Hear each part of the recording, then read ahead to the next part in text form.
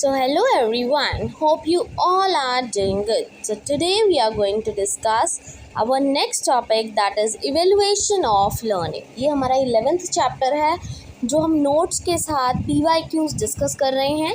So let's start with evaluation of learning. तो evaluation क्या होता है? इवेल्युएशन एक्चुअल में इवेल्युएशन का मतलब होता है जज करना. जज करना it's not in the negative way. जज करना मतलब हेल्प करना एक तरह से. जो एक टीचर होती है वो क्या करती है, अपने बच्चों को इवेल्युएट करती है.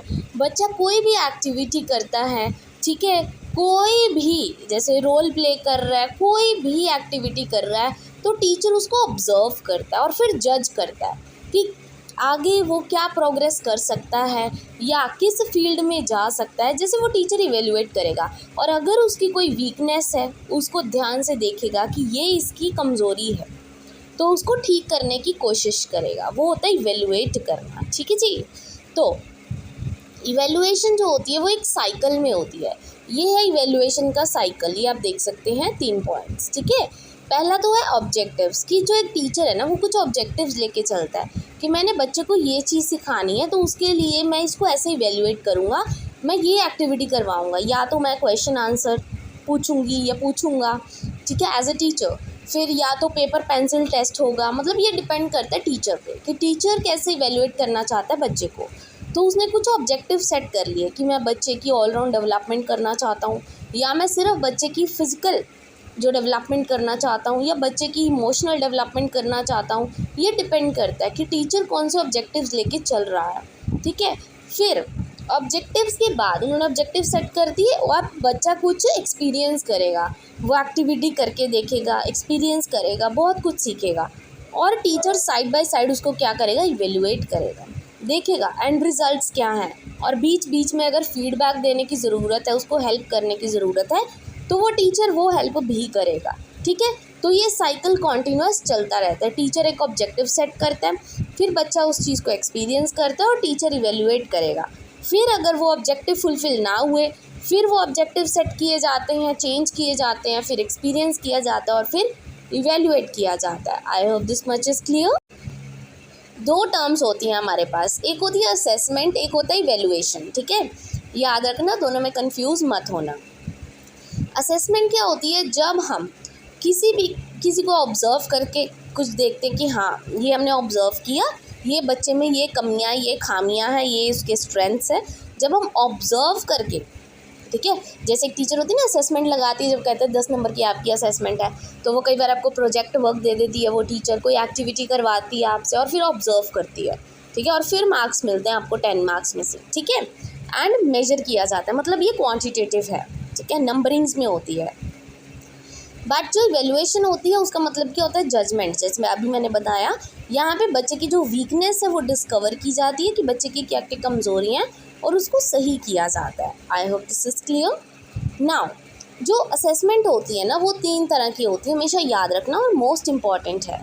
3 तरह की असेसमेंट होती है. एक होती है फॉर्मेटिव, एक होती है सम्मेटिव, एक होता है पोर्टफोलियो. ठीक है, फॉर्मेटिव तो वो होता है जैसे बच्चा कोई एक्टिविटी कर रहा है तो टीचर बीच बीच में उसकी हेल्प कर रहा है, उसको फीडबैक दे रहा है कि नहीं बच्चे इसको करेक्ट करो, ये सही नहीं है, इसको ऐसा करो. ठीक है, वो होती है फॉर्मेटिव, जब बीच बीच में टीचर हेल्प करता जाए बच्चे का. जैसे मोस्टली टेस्ट वगैरह कंडक्ट किए जाते हैं. ठीक है, असाइनमेंट्स के थ्रू असेस किया जाता है, कोई प्रोजेक्ट वर्क कराया जाता है. ठीक है, ऑब्जर्वेशंस करके, तो टीचर बीच में क्या है अपने अच्छे अच्छे आइडियाज़ देता है ताकि वो बच्चा उस जो एक्टिविटी कर रहा है उसको सबसे अच्छे से परफॉर्म कर पाए. ठीक है, वो होती फॉर्मेटिव असेसमेंट. सम्मेटिव होती है जब एंड में आपको मिलता है, जैसे ना आपने सारा साल मतलब कोई एक्टिविटीज़ की, कुछ भी किया, आपको एंड में क्या है, रिपोर्ट कार्ड मिल जाएगा कि ये आपके बच्चे का ग्रेड है. ठीक है, वो होता है सम्मेटिव, वो तो एंड में मिलता है हमेशा, एंड ऑफ द सेशन. ठीक है, एक होता है पोर्टफोलियो. पोर्टफोलियो क्या होता है एक्चुअल में, कि जैसे आप कोई एक्टिविटी कर रहे हो तो उसको एक जो रजिस्टर है उसमें नोट डाउन करके रखा जाएगा. ठीक है, कि बच्चे ने सारे सेशन में ये एक्टिविटीज़ की, ये इसकी वीकनेस है, अब उसको नेक्स्ट क्लास में प्रमोट किया जाएगा और उन्हीं चीज़ों पे काम किया जाएगा यहाँ जहाँ पे वो वीक है. वो होता है पोर्टफोलियो.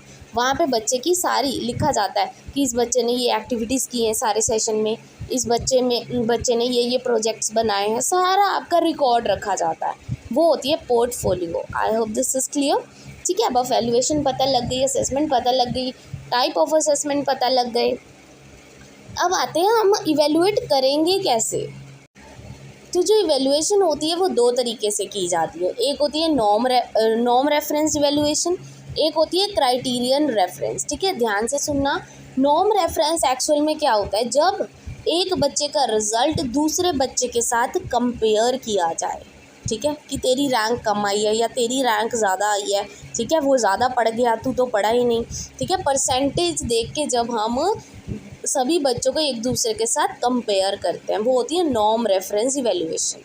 दूसरी होती है क्राइटेरियन रेफरेंस। क्राइटेरियन में एक्चुअल में क्या होता है, एक ना बच्चे के लिए फिक्स कर दिया जाता है, क्राइटेरिया फिक्स कर दिया कि हमने इस सेशन में सभी बच्चों की फ़िज़िकल डेवलपमेंट करनी है। ठीक है, कोई फ़िज़िकल एजुकेशन का टीचर है, उसने क्राइटेरिया सेट कर लिया कि मुझे तो बच्चे की जो फ़िज़िकल एक्टिविटीज़ हैं उसमें बिल्कुल उनको स्किलफुल बनाना है।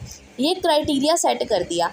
अब वो जो फ़िज़िकल एजुकेशन का टीचर है उनको पढ़ाएगा अच्छे से, सारा कुछ समझाएगा, सारी एक्टिविटीज़ करवाएगा, और एंड में देखेगा क्या वो बच्चा जो एक मैंने गोल सेट किया था, जो मैंने क्राइटेरिया सेट किया था, क्या बच्चा वहाँ तक पहुँच पाया। ये कंसाइज होता है, written description of what student are expected to know. ठीक है, कि क्या वो बच्चा उस क्राइटेरिया तक पहुँच पाया, क्या उसने वो गोल हासिल कर लिया।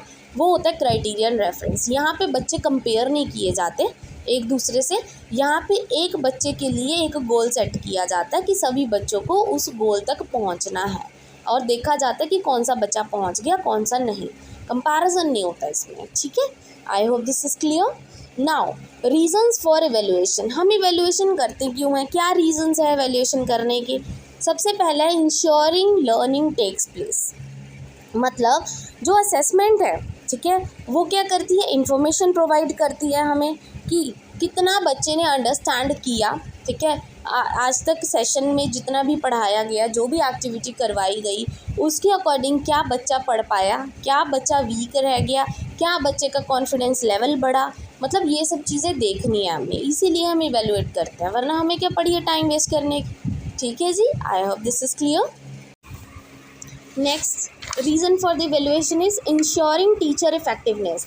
कि हमने देखना है कि जो टीचर है क्या वो बच्चे को इफेक्टिवली पढ़ा पाया, क्या उसने जो ऑब्जेक्टिव सेट किए थे क्या वो फुलफ़िल हुए, क्या बच्चा अच्छे से एक एक चीज़ समझ पाया, क्या टीचर ने अच्छे से सारे मेथड्स यूज़ किए।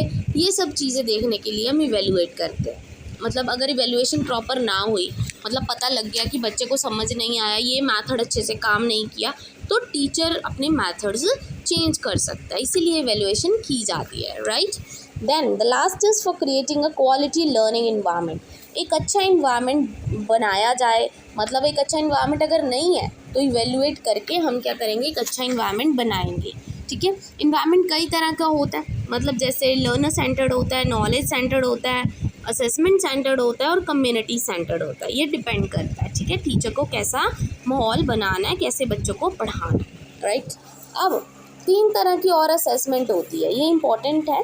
ठीक है, सेम ही है वैसे तो, जैसे आपने फॉर्मेटिव वैल्यूएशन किया, समेटिव किया, उसी से रिलेटेड है। एक होती है असेसमेंट फॉर लर्निंग। इसका मतलब एफ से याद रख लेना, फॉर लर्निंग मतलब फॉर्मेटिव की बात हो रही है। ये फॉर्मेटिव असेसमेंट ही होता है कि जहाँ पे बच्चे को फीडबैक्स दिए जाते हैं बीच बीच में। फिर आती है assessment of learning. Of learning होती है समेटिव असेसमेंट, ठीक है, याद रखना। फिर एक होती है assessment as learning. Assessment as learning क्या होता है कि जहाँ पे फीडबैक दिए जाते हैं बच्चों को ताकि वो अपनी लर्निंग इम्प्रूव कर सके। ठीक है, यहाँ पे क्या होता है, टास्क या एक्टिविटी का यूजेज किया जाता है जो हेल्प करता है बच्चे को ताकि वो अपनी लर्निंग को खुद से इम्प्रूव कर पाए, खुद को ही फीडबैक दे पाए। वो होती है assessment as learning. I hope this is clear. अब हमारा लास्ट टॉपिक है SBA, that is school based assessment. ये जो स्कूल बेस्ड असेसमेंट है, ये एक तरह से जो असेसमेंट है परफॉर्म की जाती है स्कूल लेवल्स पे। कौन करता है इसको, टीचर्स करते हैं, एजुकेटर्स करते हैं। मोस्टली जो बोर्ड होता है ना एजुकेशन का, उस पे बेस्ड होती है ये। ठीक है, जो एजुकेशन का बोर्ड है वो कहता है कि SBA किया जाए, मतलब स्कूल बेस्ड असेसमेंट की जाए। ये क्या होती है, मोस्टली चाइल्ड सेंटर्ड होती है, मतलब देखा जाए कि बच्चा कितना अच्छे से डेवलप कर पा रहा है, ठीक है, कितनी इम्प्रूवमेंट हुई उसकी सोशली, फिज़िकली, मेंटली, इमोशनली, ठीक है, ये सब चीज़ें। और ये ट्रांसपेरेंट होता है, मतलब सबको पता है कि बच्चे असेसमेंट जो लगाई जाती है ना, यहाँ पे पार्शियलिटी नहीं होती, ठीक है। ये स्कूल बेस्ड होती है, एजुकेटर्स लगाते हैं, टीचर्स लगाते हैं, बच्चे की परफॉर्मेंस देख के टाइम टू टाइम चेक किया जाता है ये बाय द बोर्ड, ठीक है। और ये बाय द टीचर्स और एजुकेटर्स की जाती है, जैसे मैंने अभी बताया स्कूल लेवल पे परफॉर्म किया जाता है by the teachers and the educators for the students. ये फोकस करता है ताकि बच्चे की कॉन्टीन्यूअस क्या है, स्किल्स डेवलप होती जाए और बच्चा कॉम्पिटेंट बनता जाए, ठीक है। इसको एक दूसरा नाम भी दिया गया 2010 में, सीसी बोला जाता है इसको। सीसी क्या होता है, कॉन्टीन्यूअस एंड कॉम्प्रिहेंसिव इवेल्युएशन, ठीक है। मतलब कॉन्टीन्यूसली आप बच्चे को इवेल्युएट करते जाओ, देखते जाओ बच्चे की क्या वीकनेस है और उसको सही करते जाओ। कॉन्टीन्यूसली आपको इवेल्युएट करना है। दो तरह से की जाती है, एक होती स्कॉलिस्टिक, एक होती कोस्कोलिस्टिक। स्कॉलिस्टिक और कोस्कोलिस्टिक मतलब दोनों को ही इन्वॉल्व करना है हमने असेसमेंट में। स्कॉलिस्टिक होता है कि बच्चे ने स्कूल में कितना सीखा, कोस्कोलिस्टिक होता है कि बच्चे ने बाहर जाके एक्टिविटीज़ करके कितना सीखा। वो सभी टोटल करके हम सीसी लगाते हैं 10 में से, ठीक है। आई होप दिस इज़ क्लियर। अब आते हैं कुछ PYQs पे। आई होप ये आपको सारा जो क्लियर हो गया होगा, ठीक है।